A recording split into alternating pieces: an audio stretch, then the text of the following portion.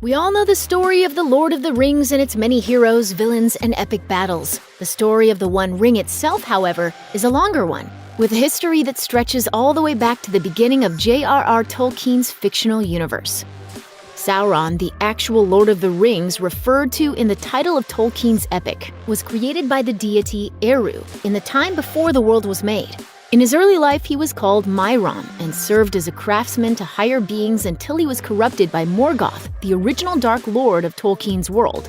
Morgoth attempted to conquer Middle-earth in the First Age, and when he was defeated, Myron fled judgment, hiding in Middle-earth, building his power until he could make his next move. The elves ultimately came to call him Sauron.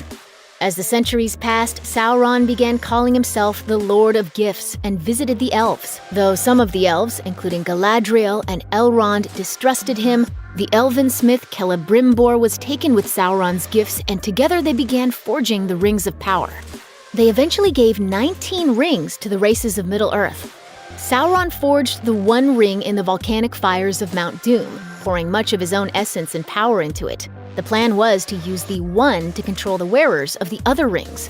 Unfortunately for Sauron, the ring-bearing elves were able to sense the presence of the Dark Lord and avoid his control, leading to a war against Sauron for the Rings of Power. The war finally ended when an army of men joined with the elves. Sauron retreated back to Mordor to recover. More centuries passed as Sauron continued to fortify his stronghold in Mordor and completed the Tower of Barad-dûr. Near the end of the Second Age, he was strong enough to again attempt conquest of Middle-earth, but the armies of Númenor, the nation of men, marched against him. Sauron surrendered and was taken as prisoner, but he was not humbled by his supposed defeat. In Númenor, Sauron again assumed a beautiful appearance and convinced the Númenorians that they should worship his old master, Morgoth. It was here that Eru, the supreme creator of all, intervened.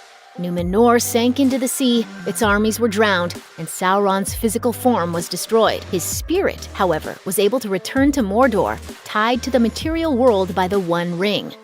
Led by Elendil, the survivors of Númenor escaped to Middle-earth. Sauron watched the formation of their kingdoms, and his hatred of Elendil led him to attack. Elendil and his sons, including Isildur, knew they couldn't battle Sauron alone, and formed the last alliance with the elves to make a stand against the darkness. The siege of Barad-dûr lasted for years until Sauron finally came out to join the fight himself. It was then that Isildur took up his father's sword, Narsil, and cut the One Ring from Sauron's hand. Sauron was defeated, and the victory marked the end of the Second Age. Sadly, Isildur was seduced by the One Ring's power and kept it for himself, only losing it when he was killed in an ambush by orcs. The ring vanished into a river and would not be seen again for centuries. For more than 2,000 years, the One Ring was lost. That changed the day two cousins, Smeagol and Deagol, went fishing near the spot where Isildur was killed. There, Deagol discovered a gold ring in the water. Smeagol was immediately drawn in by the One Ring's power, and when Deagol refused to give it to him, Smeagol responded by strangling his cousin and taking the One Ring for himself.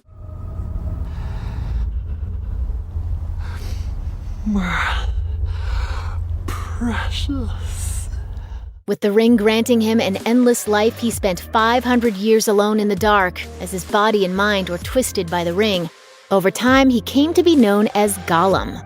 Gollum and his ring lived in seclusion for centuries, until a hobbit named Bilbo Baggins accidentally stumbled across the creature's lair while lost in the Misty Mountains.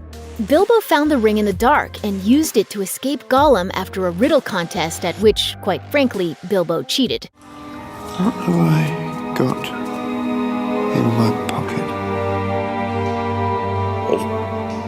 That's no fair.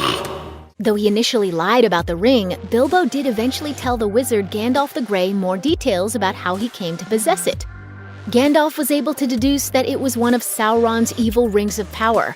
Still, the wizard decided the ring was relatively safe in the hobbit's hands, leaving Bilbo to keep it at his home in the Shire.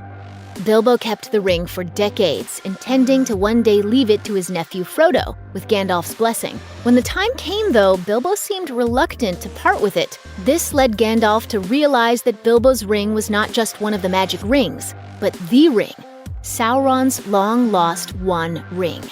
The danger of the One Ring itself, coupled with Gollum's recent emergence in Middle-earth and the return of the dark forces like the Ring Wraiths, led Gandalf back to the Shire to warn Frodo.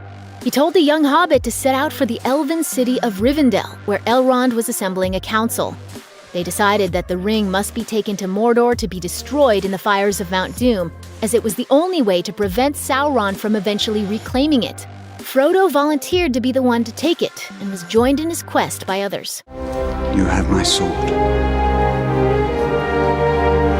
And you have my bow. And my axe. The Fellowship of the Ring, as Frodo's group was now known, set out from Rivendell while agents of Sauron continued to pursue them and amass forces, leading to tragedy for the group. Fly, you fools! Later, when the Fellowship was attacked by orc warriors, Boromir, a noble soldier of Gondor, was killed while defending the lives of the hobbits.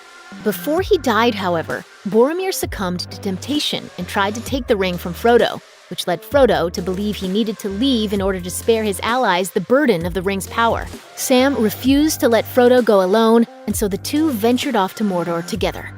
When Frodo and Sam became lost trying to find the way to Mordor, they realized that Gollum, who had been set free after torture at the hands of the orcs, was following them.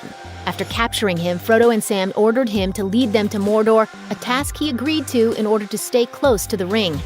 Eventually, Frodo, Sam, and Gollum made their way into Sauron's Dark Realm. War erupted all around them, as the remainder of the Fellowship continued to battle orcish armies in a bid to buy Frodo time to destroy the ring. Gollum, meanwhile, continued to plot against the hobbits in order to retake the ring for himself. In his bid to eliminate the hobbits, Gollum led them to what he claimed was a shortcut to Mount Doom. In fact, it was the lair of the giant spider Shelob, who nearly killed the hobbits. When Sam and Frodo finally reached the fires of Doom, Frodo gave in to the ring's power and put it on, refusing to destroy it. It was here that Gollum made his move, pouncing on Frodo and biting off the finger that held the ring. Gollum, reunited with his precious at last, was too lost in celebration to see where he was standing. He fell off the edge into the magma below, destroying himself and the One Ring. Sauron, whose essence was directly tied to the ring, was defeated, and all of his armies instantly collapsed.